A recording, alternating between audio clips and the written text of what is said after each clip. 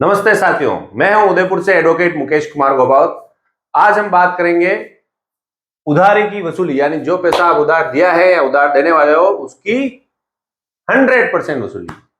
सही सुना आपने, कितनी? 100% वसूली। सर कैसे होगा ये इस वीडियो को आप पूरा देखिए, इसमें मैं पूरा आपको बताऊंगा कि 100% वसूली कैसे करते हैं। किसी आपने मिलने वाले को या किसी भी व्यक्ति को या दोस्त को जब आप पैसे देते हो तो वो आपको कितने रिक्वेस्ट लिए आपके पास आता है कि मुझे पैसे दे दीजिए, मैं लौटा दूंगा, जब भी आप कहेंगे तब लौटा दूंगा, 2-3 दिन में लौटा दूंगा। और बाद में जब आप उसे पैसा मांगते हो तो वो आज दे रहा हूँ, कल दे रहा हूँ करके लंबा समय निकालता है और फिर आपके फोन भी उठाना बंद कर देता है। कभी कभी आपको ब्लैक लिस्ट में डाल देता है। आप उसको पकड़ के मांगते हो तो आपके ऊपर वो गुस्सा करता है और कभी कभी आपको लगता है कि यार मैंने तो उसको पैसा देकर बड़ा अपराध कर लिया यार, और मन के अंदर ही अंदर एक गुस्सा भी रहता है कि कुछ कह भी नहीं सकते, अच्छा नहीं लगता, और लगता है कि साला साथ में मिल जाए ना तो उसकी अच्छी खासी मेहमान नवाजी भी आप कर लो। पर क्या करें, अपने को काम करना है कानूनी। तो कानूनी कैसे पैसा वसूली करेंगे ये इस वीडियो में जानेंगे। सबसे पहले तो अपन जानेंगे 100% वाली बात। 100% वाली बात तभी लागू होगी जब आप पैसा देते समय मैं जो बात बताने वाला हूं उसकी पालना करेंगे तो आपका 100% वसूली हो जाएगी। या आप पैसा दे चुके हो तो उस पैसे को कैसा वसूल करेंगे ये भी इस वीडियो में समझेंगे। और कुछ समझेंगे राठौड़ी। राठौड़ी मतलब देसी कार्रवाई।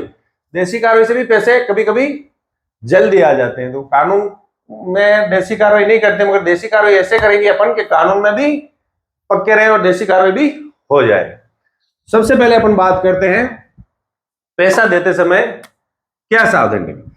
जनरली क्या होता है कि जब किसी भी व्यक्ति को आप पैसा देते हो तो पैसा वो नहीं लौटाता है और बाद में लोगों को बोलता है मैंने तो पैसा लिया ही नहीं, मैंने तो ऐसे इस डॉक्यूमेंट पे सिग्नेचर करा दिए। या कोर्ट में मुकदमा करते हो तभी वही बोलता है मैंने पैसा लिया ही नहीं। तो उसने पैसा लिया है, इस बात का अपन क्या करेंगे, कोर्ट में क्या चलता है, सबूत चलता है, सबूत रखेंगे। आप उसको पैसा दे रहे हो, रोकड़ हाथ में गिना रहे हो, इस बात को तो इनकार कर देता है। लिखित सबूत में क्या होगा, एक तो कोई भी लिखतम, दूसरा उसको जो पैसा दे रहे हो यूपीआई माध्यम से। यूपीआई माध्यम क्या, या तो आप उसके बैंक में पैसा ट्रांसफर कीजिए या गूगल पे से, ठीक है, या पेटीएम, किसी भी माध्यम से, यानी कि आपका पैसा उसके अकाउंट में ट्रांसफर हो, वो तरीका आप नहीं। उससे क्या होगा, वो यूं नहीं कहेगा कि मैंने पैसा नहीं लिया। नहीं, कैसे नहीं लिया, तेरे खाते में आया है, अब क्यों झूठ बोल रहा है, किसी को बता भी सकते हैं। तो यानी कि जिस व्यक्ति को आप पैसा दे रहे हो उससे लिखित में लेना ही है, साथ ही साथ उसको यूपीआई माध्यम से पैसा ट्रांसफर करना। एक सबसे जरूरी काम जो 100% काम करता है, उसका मेन सूत्राधिकार यानी ब्रह्मास्त्र क्या है, जिस व्यक्ति को आप पैसा दे रहे हो उस व्यक्ति के नाम पर कोई संपत्ति है या नहीं, यानी कि जिसको बेचकर आप पैसे प्राप्त कर सको। सबसे पहले बेचो कैसे, वो मैं इस वीडियो के आगे बताऊंगा, मगर उसके नाम या तो कोई गाड़ी होनी चाहिए जो उसके नाम पे आरसी हो। जितना पैसा दे रहे हो उस हिसाब से, ऐसा नहीं कि 5 लाख दिए मोटरसाइकिल की आरसी रखी कोई काम कर। जितना पैसा दे रहे हो उस हिसाब से गाड़ी होनी चाहिए। गाड़ी नहीं है तो कोई मकान का उसके नाम का पट्टा या कोई जमीन के कागज, कुछ नहीं है तो खाते की नकल, ठीक है।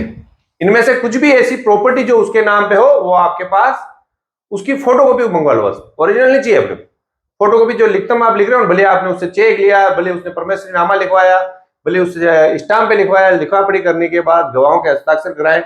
ध्यान ये रखे कि गवाह आपके पक्ष के होने चाहिए, क्योंकि कभी उसने पैसा नहीं दिया, कोर्ट में जाने की जरूरत पड़ी तो उसके दोस्त होंगे तो उसकी तरफ बोलेंगे, आपकी तरफ थोड़ी बोलेंगे। या उसके मिलने वाले तो उसकी तरफ बोलेंगे कि हमारे सामने तो कोई पैसा नहीं दिया, फिर आपकी और दिक्कत हो जाएगी। तो गवाह हमेशा आप अपने लगे।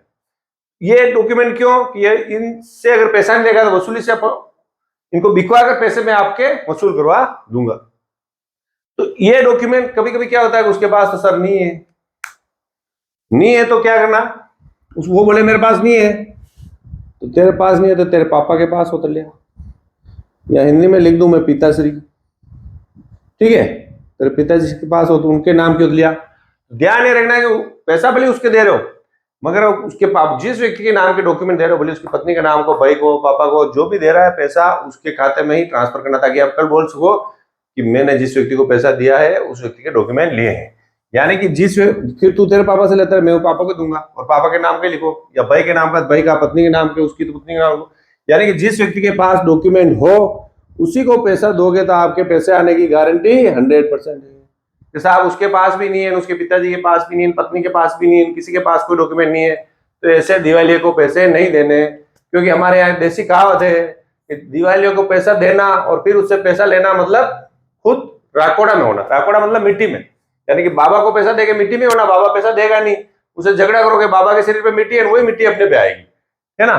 तो अपने को ऐसे व्यक्ति को पैसे नहीं देने। तो पैसे किसको देने? जिसके पास कुछ थोड़ा बहुत भी दम। ठीक है, आपने उसको पैसा दे दिया, अब उसने समय पे पैसा नहीं दिया है, थोड़ा बहुत ब्याज दिया और बाद में ब्याज देना भी बंद कर दिया। पहले तो प्रेम से फोन कीजिएगा, हाँ जी श्रीमान जी आप आइए, पैसे मुझे चाहिए, उधार पैसे लिए हैं और दीजिए। वो बोलेगा हाँ मैं 1 दिन में दे रहा हूँ, 2 दिन में दे रहा हूँ, 10 दिन में दे रहा हूँ। तो उसकी रिकॉर्डिंग भी आपको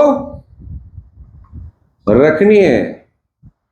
रिकॉर्डिंग वापस कुछ दिनों बाद डिलीट हो जाती है, तो जल्द से जल्द उसको पेन ड्राइव में भरनी है। भले वो सब अच्छा आदमी और गुड आदमी, उनको सिर्फ पेन ड्राइव रखनी है, फटाक से पेन ड्राइव भर लेनी। बाद में भले पैसा देते थे, हो सकता है काम आवे। तो रिकॉर्डिंग हमेशा रखिए, व्हाट्सएप मैसेज कीजिए, उसका भी वो जवाब देगा, उसका भी स्क्रीनशॉट लीजिए। यानी कि वो पैसा उसने लिया है वो मान लेगा, और यूपीआई से दिया इसका मतलब वो मान ही रहा। ये मानने का मतलब ये बाद में वो यूं नहीं बोल देगा मैंने तो पैसा दे दिया। हालांकि कोर्ट इस बात को नहीं मानती, कोर्ट बोले कि तेरे पास क्या सबूत है, फिर भी उस बात को भी नकारने के लिए आपको ये सबूत रखने जरूर, फिर भी वो पैसा नहीं देता है। तो कानूनी नोटिस में साफ साफ लिखिए इतनी तारीख को मैंने आपको पैसा दिया था, यूपीआई माध्यम से, बैंक से दिया, चेक से दिया, जिस माध्यम से दिया वो लिखना।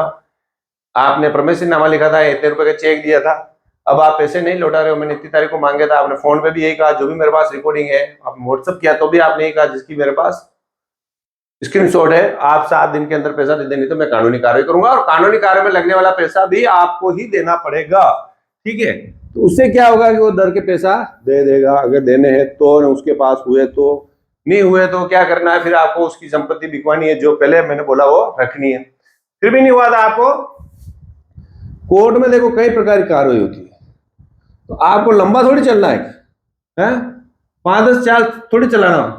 तो कैसा मुकदमा करना है? संक्षिप्त कार्रवाई। संक्षिप्त कार्रवाई मतलब जल्द से जल्द मुकदमा निपट जाए, ऐसी कार्रवाई।